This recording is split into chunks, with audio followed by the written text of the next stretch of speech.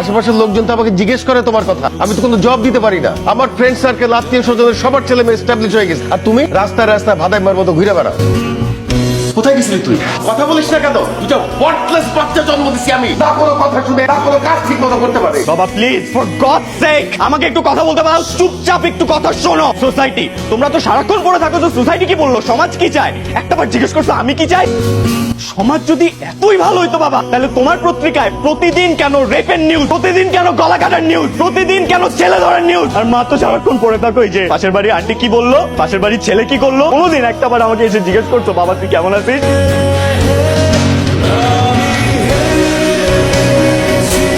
বাবা, আপনি খারাপ ছেলে জন্ম দেন নাই, আপনার ছেলেও দায়িত্বশীল। আপনি জানেন না যে আপনার ছেলে আপনার থেকেও বেশি টেনশন করে তার পরিবার নিয়ে, তার ফ্যামিলি নিয়ে।